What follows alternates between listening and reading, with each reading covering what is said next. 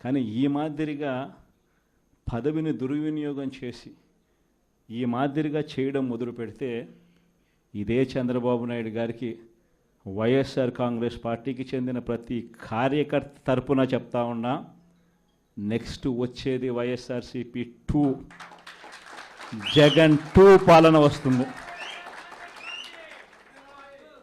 ఎవడెవడైతే ఈ మాదిరిగా చేశాడో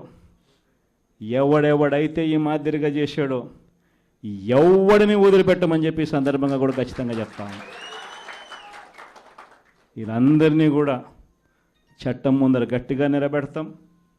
ఆ కోవిడ్ వచ్చేసరికి ఆ తర్వాత 2.5 సంవత్సరం కోవిడ్కి సంబంధించిన పరిస్థితుల మధ్యనే మనమంతా కూడా బ్రతికాం.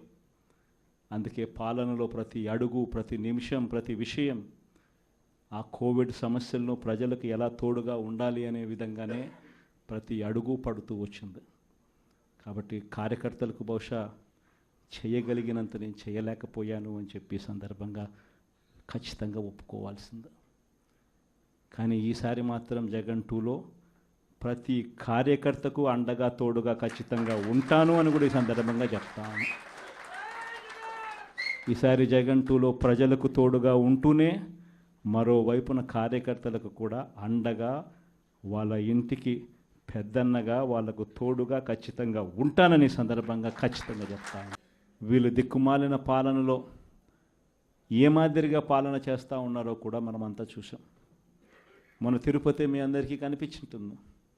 నిజంగా ఈ ఒక్కొక్క కార్పొరేషన్లో వీళ్ళకున్న బలం ఎంత అని చెప్పి చూస్తే తిరుపతి కార్పొరేషన్లో 49 ఉంటే 48 వైఎస్ఆర్సీపీ గెలిచింది. తెలుగుదేశం పార్టీ 1. ఆ 1 గెలిచిన చోట డిప్యూటీ మేయర్ వాళ్ళ మనిషి అని చెప్పి వాళ్ళు చాలా ఏదో గొప్ప కార్యము, ఘనకార్యము చేసినట్టుగా వాళ్ళు చెప్పుకుంటా ఉన్నారు. వైఎస్ఆర్సీపీ కార్పొరేటర్లు ప్రయాణం చేస్తూ ఉన్న బస్సును పోలీసుల ద్వారా వీళ్ళే అడ్డుకుంటారు. పోలీసుల ఆధ్వర్యంలో వీళ్ళే దాంట్లో ఉన్న కార్పొరేటర్లను కిడ్నాప్ చేస్తారు.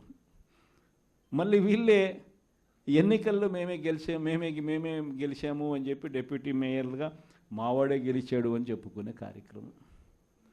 ఆ కార్పొరేటర్లు పాపం వచ్చిన తర్వాత వాళ్ళు చెప్పిన గాథలు మీడియా సమక్షంలో మనం అంతా కూడా చూసాం.